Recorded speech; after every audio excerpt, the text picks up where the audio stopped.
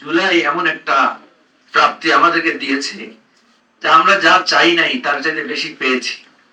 আমি তো বলি, আমি সবসময় বলছি, প্রতিদিনই বলছি, বিএনপি যা যা চেয়েছিল, বিএনপি চেয়েছিল খালেদা জিয়ার মুক্তি, চেয়েছিল তারেক রহমানের স্বদেশ প্রত্যাবর্তন, চেয়েছিল হাজার হাজার লাখ লাখ কর্মীদের মিথ্যা মামলা প্রত্যাহার, চেয়েছিল নেতাদের জেল থেকে মুক্তি, চেয়েছিল নির্বাচনের মাধ্যমে ক্ষমতা আসার। বলেন তো বিএনপির কোন ইচ্ছাটা অপূর্ণ আছে? একটা ইচ্ছা, একটা আশা, একটা প্রত্যাশা, যে 17 বছর তারা তিল তিল করে লড়াই করেছে, একটা জুলাই তাদের একসাথে সব দিয়ে দিয়েছে। জুলাই অভ্যুত্থানের প্রথম দিন 6 আগস্ট যিনি মুক্তি পেয়েছেন তিনি বেগম খালেদা জিয়া।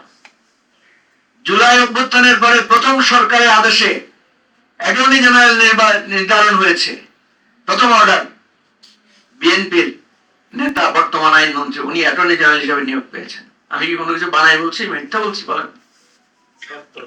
জামাতের লোকেরা কথা বলতে পারতো না, পার্টি নিষিদ্ধ, দলের অফিস বন্ধ। সেই জামাত অফিস তো খুললো, তারা আজকে প্রধান বিরোধী দল, তারা সব ছাত্র সংসদ নির্বাচনে জয়ী হয়, তাদের অফিস তো মানে আজকে তারা যেখানে চাচ্ছে সেখানে মিটিং করতে পারছে, যে জামাত সব জায়গায় নিষিদ্ধ ছিল। সুতরাং জামাতের একজন নেতা যার ফাঁসির অপেক্ষায় ছিলেন উনি মুক্তি হয়ে উনি এখন এমপি। আমার মনে হয় না জামাতকে যদি জিজ্ঞেস করা হয় যেগুলো কল্পনা করছিলেন এত কিছু পাবেন, ওনারা হয়তো বলবেন যে কল্পনাও করি নাই। আমাদের জুলাই অভ্যুত্থানের নেতারা একটা দল করেছেন এনসিপি, নেতারা সবাই না, নেতাদের একটা বড় অংশ, তারা ক্ষমতায় বসে গেলেন।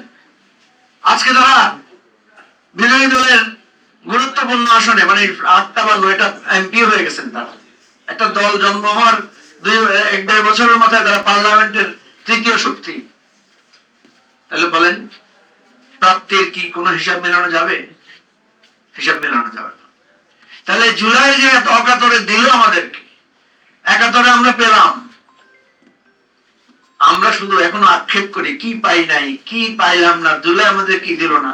জুলাই আমাদের সব দিয়েছে, রক্ষা করার দায়িত্ব কিন্তু এখন আমাদের।